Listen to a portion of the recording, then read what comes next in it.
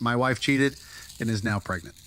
I am 34 male and my wife is 33 female. Long story short, my wife, Anna, cheated on me. I don't know why. She says she doesn't know why. Anytime I ask anything, it's just a river of tears. She says sorry and begs me to forgive her and forget it, but I can't. But leaving hasn't been easy either. We have 2 boys together. She's my high school sweetheart. Our families are longtime friends and are still tight with each other. They've all urged me to stay for the kids, to forgive her since it was one time, to not give up all the good because of one bad. But the worst part is she's pregnant.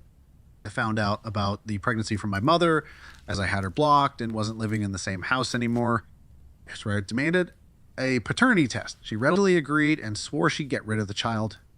If it's not mine, she's had nothing but curse words for her affair partner. But then all she's done since getting caught, didn't confess, is curse the guy and herself and cry.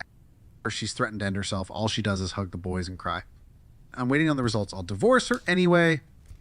But she says the baby is for sure mine.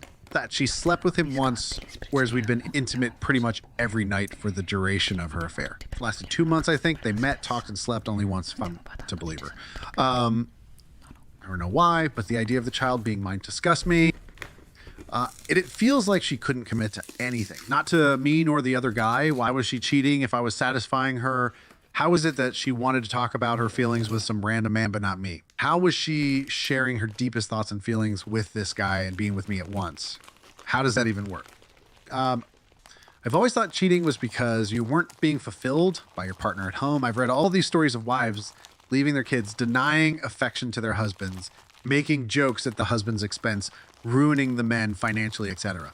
She's done nothing of that sort. She's still the best mother I could hope for my sons. They love her more than they love me. I know she was still the same loving and giving woman I fell for while she was being with the other guy. I saw her texts.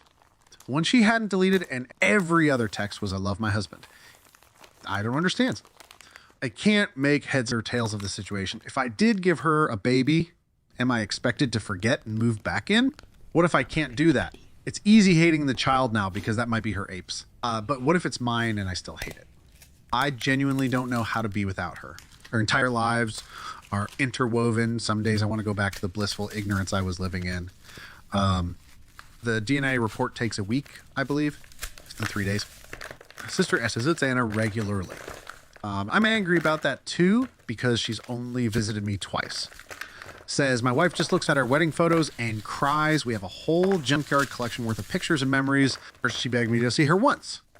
I am clueless about how to proceed. It would have been so much easier if she had been a horrible woman for those 2 months that I could begin to look back and hate. But I can't.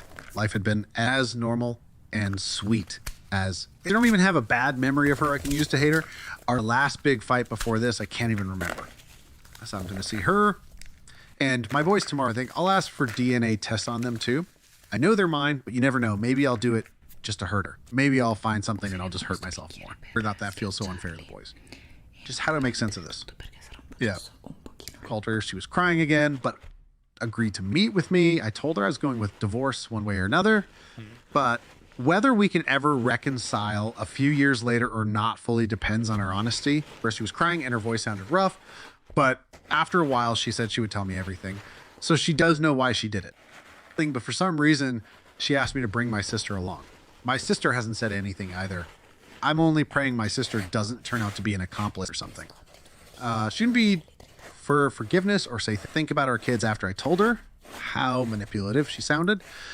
She seemed genuinely shocked to realize how she was holding me hostage with her threats. Does that mean something deeper? Are they the actions of someone who has remorse? You talked to her. She showed me all the evidence and I found out who the man was. I am certain now that she was in fact assaulted. However, Anna doesn't seem to think so. As she says, she didn't fight back and had goaded him, which made him attack her. Cannot update because Reddit is being strange. I have decided to put everything on hold for now and just take her counseling. Nothing else until I get the paternity results on the baby. Thank you so much for all the advice.